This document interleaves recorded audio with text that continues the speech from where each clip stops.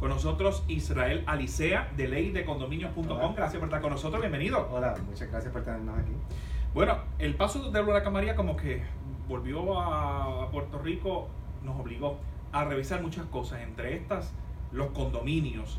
Y es que para algunos es bueno vivir en condominios, pero para otros se les complicó con el paso del huracán María, ¿es cierto? Eso es así. Siempre vivir en condominio es complicado, digamos. Es una satisfacción, tiene sus beneficios claramente, pero sobre todo en momentos de emergencia Sí. nos dimos cuenta de que había muchas cosas en estos sistemas que hay que revisar. Entre ellos como cuáles, porque así por encima uno puede entender que poner plantas eléctricas en todos los apartamentos eso iba a provocar que la gente se intoxicara y que la gente manejara inadecuadamente eso, pero existe ahora la tecnología de estas plantas inverter que son seguras.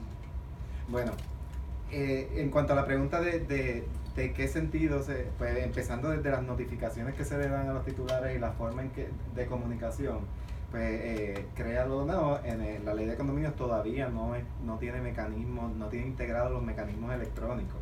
Así que el notificar a los titulares, pues básicamente quedaba en esos miembros de junta que sí se quedaron en su edificio y en las administraciones.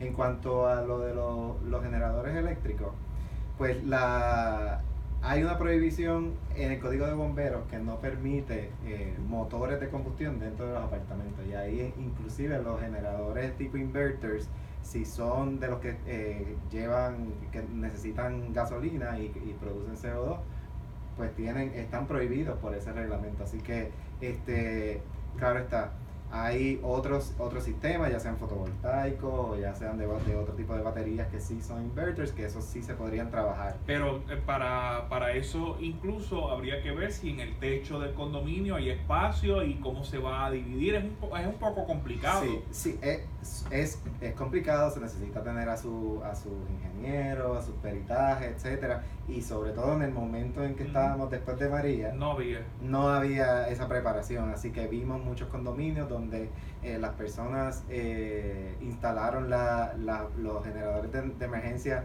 en los pasillos, en los balcones, inclusive a veces dentro de los apartamentos. Pero era el desespero también, Alicea. Sí. En Puerto Rico de alguna manera hubo una falta de comunicación, la gente estaba cansada de vivir sin electricidad y entonces para resolver se violaron algunos códigos de seguridad. Eso es así, eso fue lo que ocurrió, y pues podemos entender que las personas en el momento y sin tener en realidad información sobre qué hacer en esa situación, pues tuvieron que recurrir a esto. Pero ya aprendimos de María, o sea, y entonces ahora es que es importante revisar los reglamentos de los condominios, revisar qué es lo que se permite bajo la Junta de Calidad Ambiental, bajo el Código de Bomberos, cosa de que cuando ocurra una emergencia en el futuro, pues podamos estar preparados y sepamos qué es lo que tenemos que hacer. ¿Hay espacio para hacer esto, Alicea? ¿Hay espacio para que la legislatura atienda algunas leyes que posiblemente se deban enmendar y entonces darle paso a las distintas entes reguladores o agencias reguladoras para que evalúen y cambien los reglamentos que hay? ¿Hay espacio para eso? Sí, claro que sí. De hecho, desde María, ahora mismo en la legislatura hay 22 proyectos de ley que tienen que ver con la ley de condominio. 22 proyectos. 22 proyectos que van en lo que va de cuatrenio. Desde María yo le podría decir que alrededor de 8 proyectos tienen que ver con condominios y que tratan específicamente aquellos problemas con los que nos encontramos después de María. De esos 22 proyectos antes de María tenían que ver con cambios que eran necesarios en los condominios, actualizar cómo es que operan. Bueno, algunos de ellos pues nosotros podemos entender y sabemos la necesidad, otros pues no tanto. Sí hay un grupo de trabajo que está creando lo que esperamos en su futuro sea una nueva ley de condominio, que eso es tema para largo, ¿no? Pero cuando habla de nueva ley de condominio, es que se va a enmendar básicamente de cómo es que se operan los condominios, porque sabemos que estamos hablando de viviendas vertical, que es lo que muchas veces se dice por los planificadores. Ya no podemos construir de manera horizontal, tenemos que construir hacia arriba, mejores construcciones, darle espacio al ambiente, la siembra de árboles, pero entonces no estaba bien tratado este asunto. Tenemos que conocer que la ley de condominios original viene del 58. De hecho, en Puerto Rico se implementó antes de que inclusive en los Estados Unidos hubiese una ley de condominios, ni siquiera en España la había.